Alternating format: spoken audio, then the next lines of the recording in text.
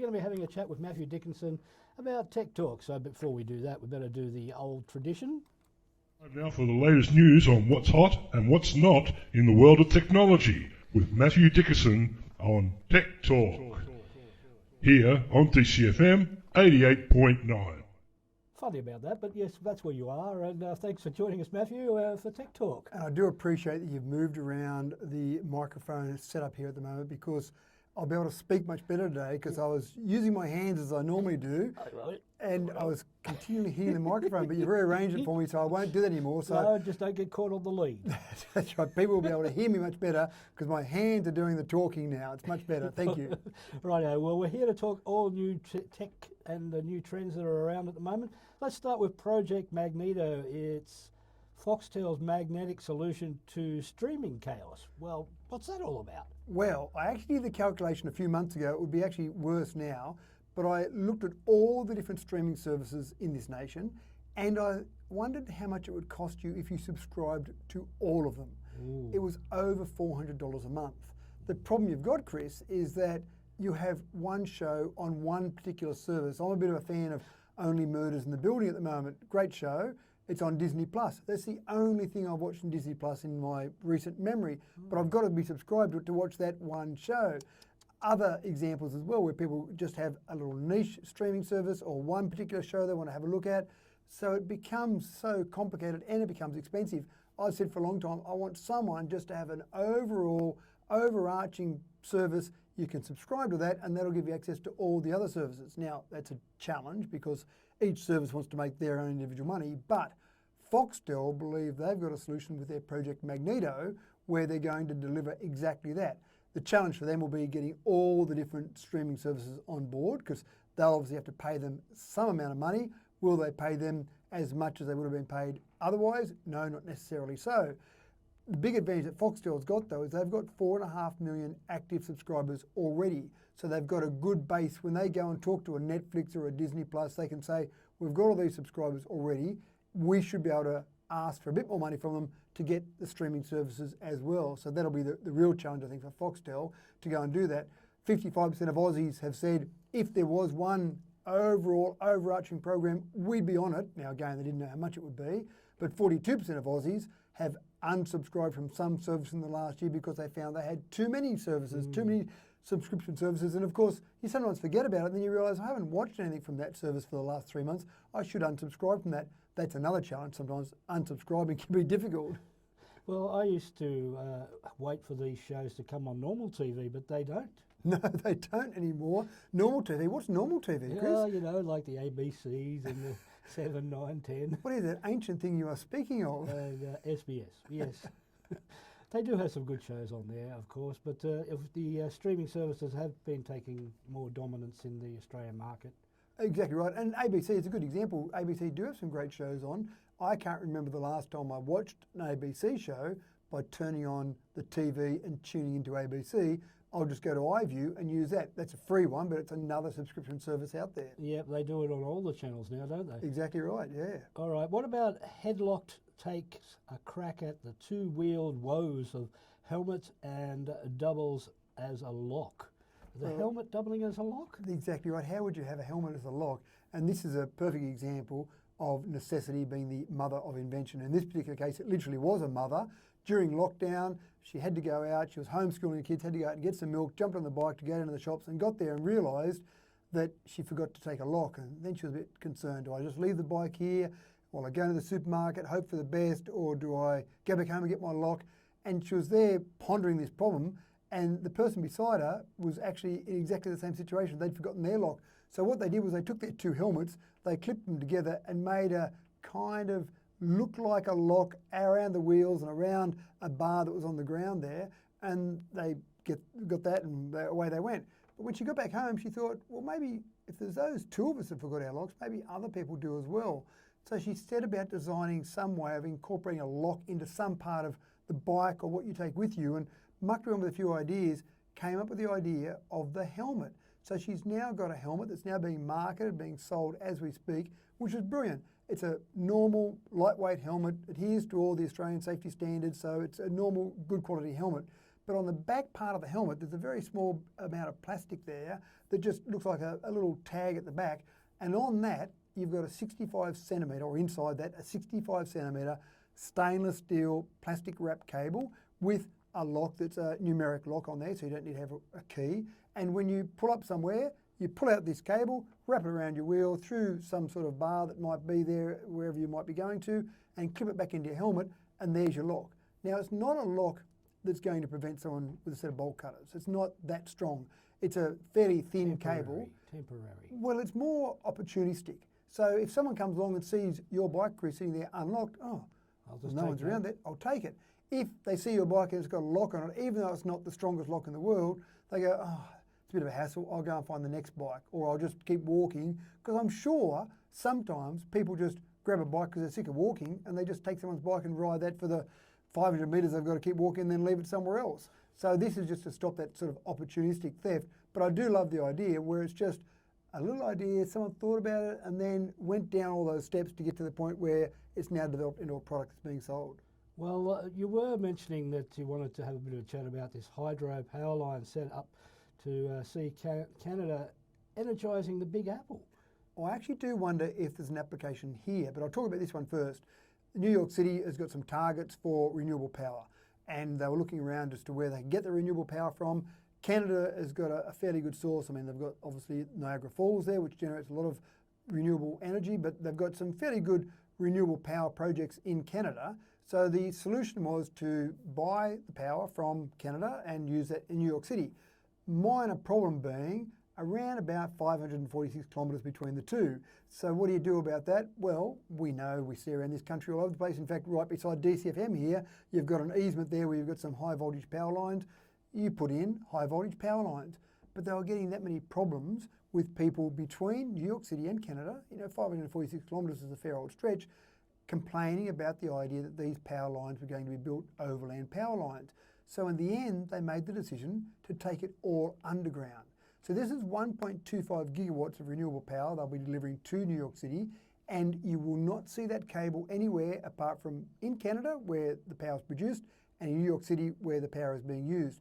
Everywhere else, every river, every bit of dirt, every roadway, everywhere else between those two, that power line is built underground.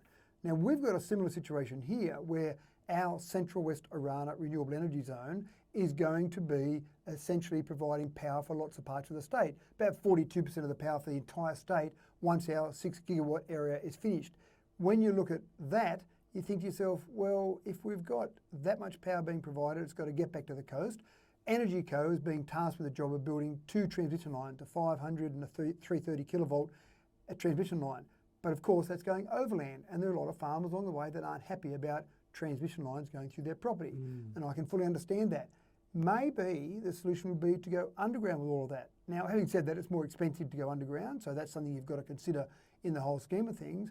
But maybe it would be better in the long term to get it underground, away from having overland power lines across these farms. Safer too, I'd reckon, too, in the long run. That's right. No one's going to get a power line struck or hit by lightning or something and then that's broken the line and come down onto the road or stuff like that as well. Well, you do also see sometimes when people come in contact with overland power lines, it could be planes. Obviously, when you do crop dusting, planes are flying close to the ground. You do see when people are working on farms, and it's not necessarily high voltage transmission lines, but people working on farms will sometimes come in contact with overhead power lines. So safer, you just want to make sure it's put in deep enough. You wouldn't want a farmer be out there playing their paddock and hitting a 500 kilovolt power line. Oh no. That might be interesting, to say the least. But again, this is the sort of solution you've got to look at. Now, that's a $6 billion project that's happening over there in the US. So it's a fair expense for that particular project they're doing there. But there's a lot of money being spent on the transmission lines here in Australia as well. So maybe that's something the government should consider. I think they should. It's probably in the long run going to work out cheaper. Eventually, it'll make their money back by doing it that way. Well, I think they'll be able to deliver it quicker because you'll get less problems from the farming community. And yeah, sure, it might be a bit dearer in actually the installation process, but overall, if you get the project done cheaper, that might be a cost saving there as well. Out of sight, out of mind. Exactly right, yeah. Okay, well, what about this chat GPT finds a voice from text only to taking an image. That sounds pretty interesting. It is interesting. ChatGPT, we've talked about it before, quite incredible, taking the AI world by storm. People are using it out there to write their exams for them, to write ad copy for radio stations, a whole Really? range of different Oh. ways that people are using ChatGPT. But up until now, it's only ever been text. So you can type in the information you want and you'll get the answer back, whether that be on an app or on a computer. But ChatGPT, in its plans for world domination, has had a bit of an issue that things like Siri and Amazon Alexa, you can talk to those. So you can ask a question of your phone, or you can ask a question of Siri or Alexa to say, give me some information, and you'll get that information come back to you verbally. You haven't been able to do that with ChatGPT until now. So they've just modified the app. Over the next couple of weeks it'll roll out for Plus subscribers only on ChatGPT, and essentially you'll then be able to have a verbal conversation with ChatGPT, ask questions, get the answers back, almost feel like you're talking to a human, except a human that knows everything. Well, I've got a few friends like that as well, Chris. But this one really does know everything. And so that'll be an interesting step forward. It's also got some image recognition, which we've seen from some other providers out there as well, that you can take an image and you can say, give me more information on this, or I want to buy one of these, where can I buy this? That's also been built into ChatGPT. So you can use images, and this is now, but now-ish. In other words, it's available now, but being rolled out. So you can use images, you can use voice, and you can still do the old traditional way of typing in text. So it is getting there, and it's being used more and more by so many people across society. Are we getting lazier? Oh, it's one of those things, and I give this example sometimes. I write some poetry, and I don't think I'm a Banjo Patterson, but I do look at Banjo's poetry and I go, wow, he did all that 120 years ago, and he didn't have RhymeZone. I use RhymeZone. I'm quite happy to put my hand up and admit that when I write my poetry, I used to have a method I used to get my words to rhyme, but now I use RhymeZone because it's so much easier to get more variety of words, and it makes it quicker for me to write poetry. Now, am I cheating? Well, maybe, but is that just using the tools that are available for you? So some of the rhymes I come up with might be every bit as good as the rhymes that Banjo Patterson came up with. Again, I'm not saying I'm as good as Banjo, but use the tools that are available to you. And I suppose lazier or more efficient, that's a fine line there. I believe I can be more efficient in my poetry writing with RhymeZone. But am I becoming lazy with that? Oh, maybe, but I think I can do more with it. So I don't know. Are we lazy because we get in a car and drive downtown rather than walk downtown, or is it more efficient to do that? These are the questions with technology, and given the fact that I've got my head buried in technology, it's that sort of question you're asking all the time, Chris. Well, I would walk downtown, but I'd always have to come back with about 4 bags of shopping, which makes it a bit harder getting home. It does make it harder. All right, what about this hazy truth behind the blue light lens claim? Can you talk about that? Well, a lot of people talk about blue light and they say, don't look at blue light before you go to bed, you won't be able to get to sleep. And then people started producing blue light lenses, so you can buy glasses, they can be prescription or just normal glasses.